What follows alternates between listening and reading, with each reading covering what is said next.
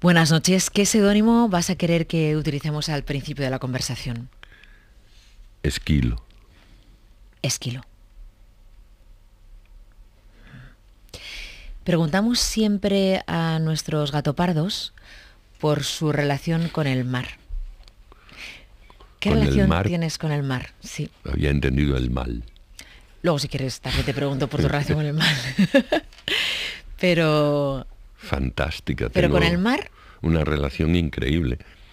El mar aparecía en mis sueños antes de verlo por primera vez con 8 años. Y yo tenía muchísimas ganas de ver el mar. Y soñaba con el mar. Y una vez un cuñado mío, que era taxista, me llevó desde Torredonjimeno hasta Motril. Y yo era muy pequeño, en cada curva que iba dando el coche, detrás de una montaña, yo pensaba que podía aparecer el mar. Y le preguntaba, ¿ya falta mucho? ¿Está detrás de esa montaña? Y me dijo, no, esto es Granada, todavía no, y así, las Alpujarras, no. Y llegamos a Motril, y digo, ¿y el mar? Y no veíamos el mar, y pasábamos por el pueblo, por las avenidas, y una decepción tremenda, porque eso ya era Motril. Y yo había visto en el mapa que Motril estaba allí el puntito al lado del mar, de lo azul del mapa. Y de repente el coche avanzó hacia la playa, y me dijo mi cuñado, Rafaelín, que me llamaba así, levanta la cabeza. Y allí estaba el mar. qué Eso sensación, fue ¿no?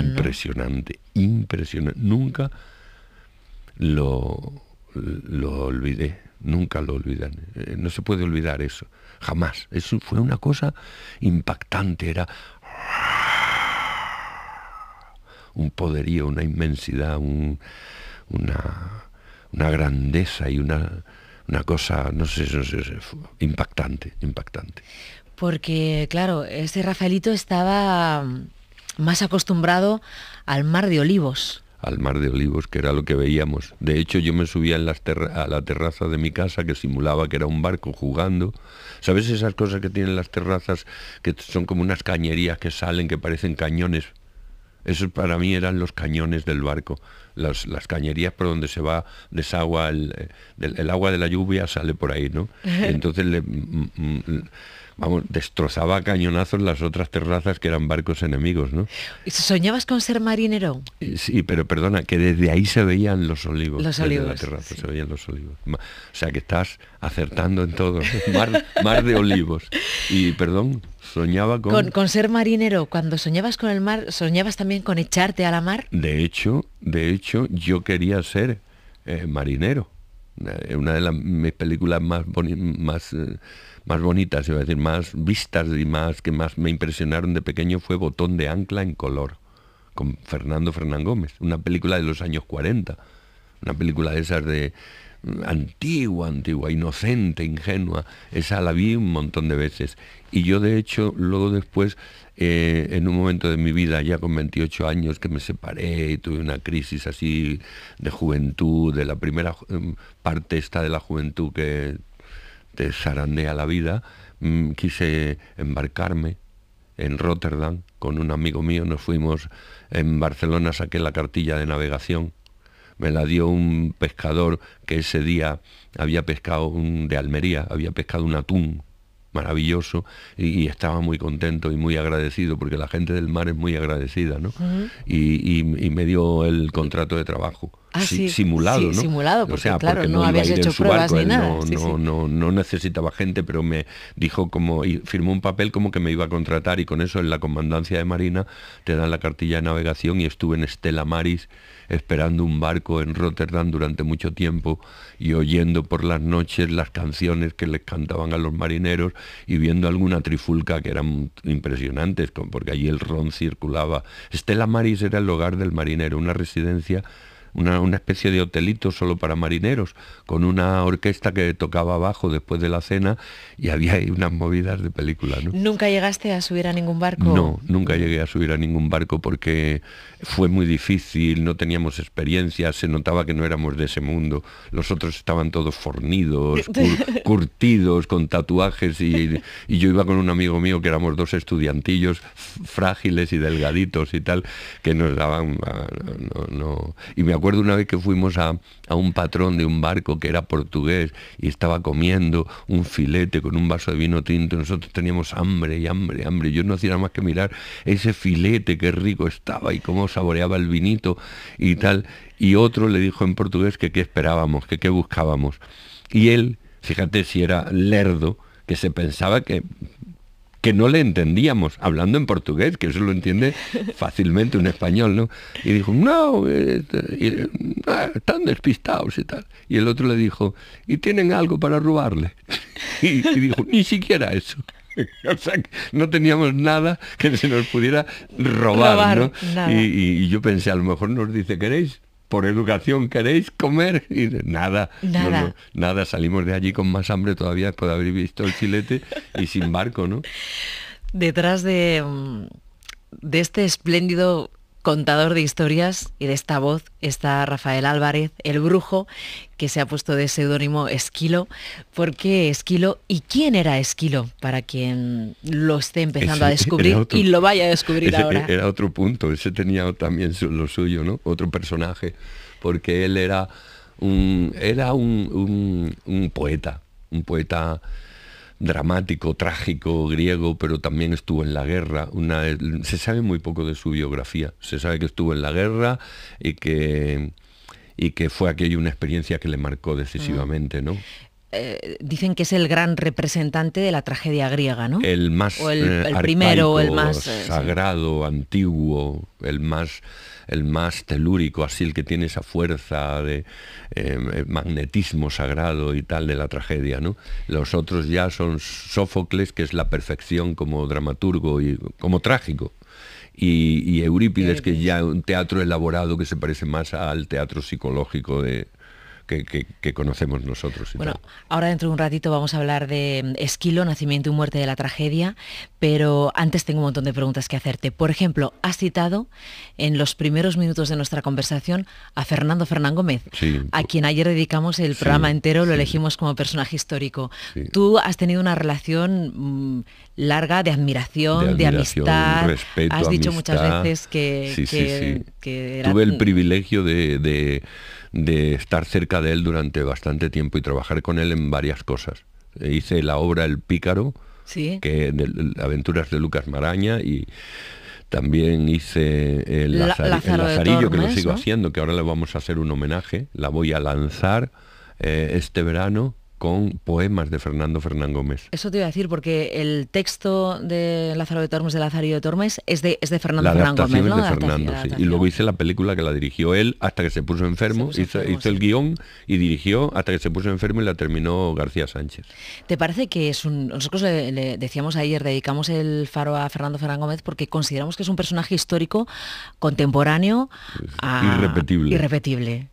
Sí, Fernando era absolutamente genial. A mí me producía un respeto enorme y yo sabía muchas cosas de Fernando, algunas importantes que había que saber para estar bien con él y para que no se cabreara, que es que mientras él hablaba había que escuchar. Entonces yo con eso lo aplicaba porque además era muy fácil escucharle, era una delicia y tal. Si le interrumpías decía que no, que déjame que te explique y tal, ya le rompías el ritmo, ¿no? Rafael Álvarez el Brujo, tu casa era una pensión, ¿no? Mi casa era una pensión de huéspedes pequeñita. ¿La pequeña. De Torre Don Jimeno? La de Torre Don Jimeno, era una casa de huéspedes. Sí. ¿Cómo es vivir en una casa de huéspedes? Que la casa de uno sea pues, donde entra y sale un montón de gente. Un rollo, porque yo le tenía mucha envidia a mis amigos porque no tenían gente extraña en su casa. Y me iba a la casa de mis amiguitos a jugar, a estar con ellos, incluso me quedaba a cenar allí con ellos, porque en mi casa se cenaba después de que cenaran los huéspedes. Y allí estaban muchas veces los huéspedes alrededor de una mesa con su brasero, por las noches de invierno, que no había calefacción, había el típico brasero, con un mapa de España pintado en el hule, un hule verde, con el mapa de España pintado, que yo me sentaba siempre encima de Almería. Cada uno tenía su... Por eso sabrías... No encima, perdona, en el sitio de Almería. Por eso sabrías que Motril tenía cerca el mar, por ese mapa de España que estabas mirando todos los días de tu vida. Además, en el mantel. Yo hacía viajes fantásticos en el mapa. Pensaba que decía, hoy estoy en Ciudad Real, y con un bolígrafo trazaba una línea desde Ciudad Real hasta Vigo, y me iba a Vigo, pero claro, me iba por esas carreteras imaginarias que trazaba yo con el bolígrafo, que eran como las de los aviones, rectas, completamente rectas, ¿no? Y entonces yo en mi imaginación pensaba que estaba en Vigo en una pensión que era mi casa, y mi madre me decía, ¿qué quieres comer? Y mi madre era la señora de la pensión, y yo le decía, no, señora y tal. No voy a cenar hasta más tarde. Mi madre decía, ¿pero qué te pasa, niño? ¿Estás tonto? Pero en mi fantasía ella estaba haciendo, formaba parte de un decorado y de un personaje que ella ignoraba, ¿no? ¿Quién te iba a decir que ibas a pasarte la vida de teatro en teatro, viajando por Exacto. todos esos lugares que imaginabas de pequeño que recorrías, sí, ¿no? Sí, sí, y vueltas y vueltas. Yo creo que he dado más vueltas que las que marqué en el mapa, ¿no? Brujo, ¿quién te puso Brujo, el Brujo? Pues me puso el Brujo un amigo mío del Colegio Mayor San Juan Evangelista, que era poeta y ha seguido siendo poeta, flamencólogo, aunque a él no le gusta que le llamen flamencólogo, que era director de la Bienal de Arte Flamenco de Sevilla, lo fue durante muchos años, y es un nombre conocido del mundo quizá tú te suene, José Luis Ortiz Nuevo. Del Johnny, o sea, Sí, tú Johnny. estabas José en el Luis Johnny. Ortiz Nuevo. Es que tenía mucha vinculación el Johnny con el flamenco. Sí, de hecho, había tocó allí Camarón, un yo creo, aula de antes flamenco, de morir. No sé si fue el último escenario en el que estuvo Camarón de la Isla, o uno de los últimos antes de morir fue en el escenario del Johnny. No lo sé, porque sí. ya eso, cuando Camarón murió tenía 40 años. Camarón era de la misma quinta que yo, exactamente, del año 50. Tenía 40 años cuando murió, y yo ya en ese momento estaba muy lejos del Johnny. Oye, te hemos traído a este programa que hoy gira alrededor del carnaval. Uh-huh. La máscara. Claro, por eso te quería preguntar a ti, ¿cuál es el poder de una máscara? Eso es una de las cosas también más sugerentes, interesantes, y la evocación de una máscara. Hasta tal punto es esto así que una vez yo me acojoné muchísimo con unas máscaras en Venecia, en la Bienal de Venecia, que yo estuve en el año, ¿cuál fue el año del golpe de Tejero? 81. El 81. Pues yo actuábamos en Venecia el 24 de febrero del año 1981. Fue el 81, ¿no? Sí, no, sí, 82. 23 de febrero del 81, el golpe de que Estado. Tuvimos unos problemas para tomar el avión hasta que ya la situación ya se dijo que ya estaba todo controlado y volamos sin problema. Y por la noche era el carnavales de Venecia. En Venecia. Carnavales veneziano. Y íbamos por allí, por los callejones aquellos con el agua, los canales y la humedad y tal. Y estaba todo lleno de máscaras. Venecia llena de máscaras. Pero de repente yo me despedí de mis amigos que iban, compañeros de la compañía. Hacíamos la mojigata de Moratín en el Palacio Grassi. Era la primera vez que yo iba al carnaval y a la Bienal.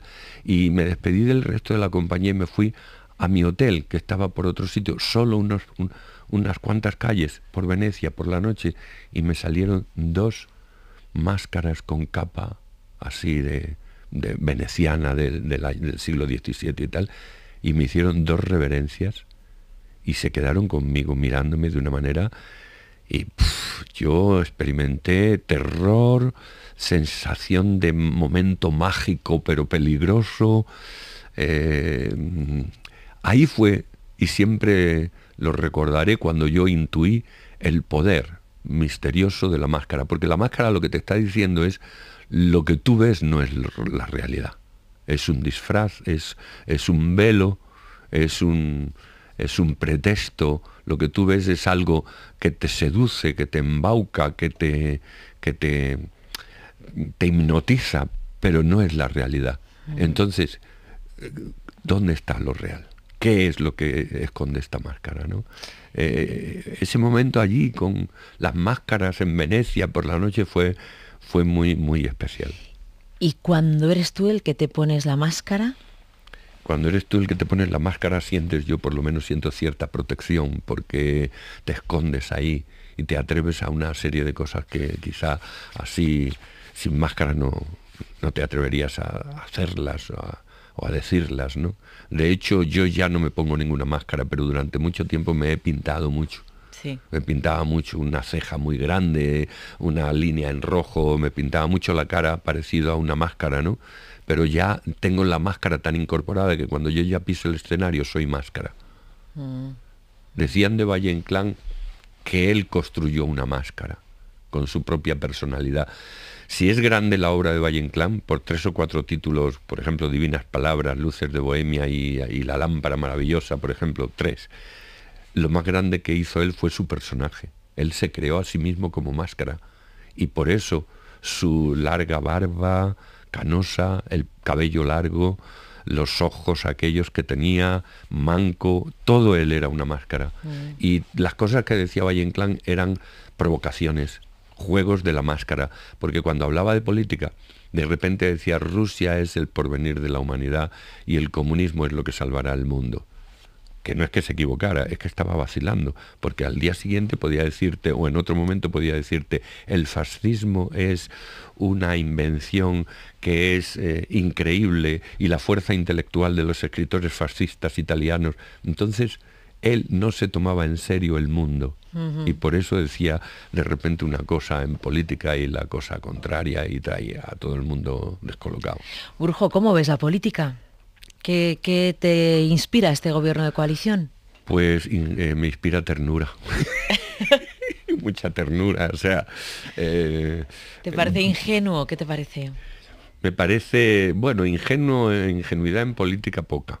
Pero dentro de lo que hay, dentro de, pues sí, cierta ingenuidad de pensar que van a cambiar cosas. Hoy en día el socialismo no puede cambiar nada en Europa porque el control económico lo tienen los grupos de presión fuertes, las grandes compañías, las grandes empresas, los grandes Google, no sé qué, y otras, no sé, y petroleras y tal. Entonces ya esto lo sabe muy bien Felipe González, que sabe mucho de esto, que es un perro viejo, que el socialismo se acabó en ese sentido. Lo que se pueden hacer es pequeñitas cosas, pequeñitas reformas, dejarte jugar un poco en el patio, ponerte a una profe que de repente te atienda con una subvención y tal, ¿no? Esas son las pequeñas mejoras que puede hacer el feminismo, el tal, luchar un poco contra la desigualdad en todos los campos con respecto a la mujer o a los desvalidos y tal, pero más un poco testimonialmente, porque a la hora de la verdad el pescado está vendido. En Europa el pescado está vendido. En Europa y en el mundo el pescado ya está vendido. O aquí la única revolución posible es una revolución interior, personal, individual, de cada uno, que haya un cambio de conciencia colectiva y el mundo cambie de signo. Esa es el gran momento en el que está ahora la humanidad, con todo el desarrollo de la globalización y lo global y mundial, planetario. Y me quedo con una frase que dijo Semprún, que fue un comunista intelectual y artista, pero yo creo que más artista que comunista, que a la postre la parte esa no dogmática de su personalidad se impone, ¿no?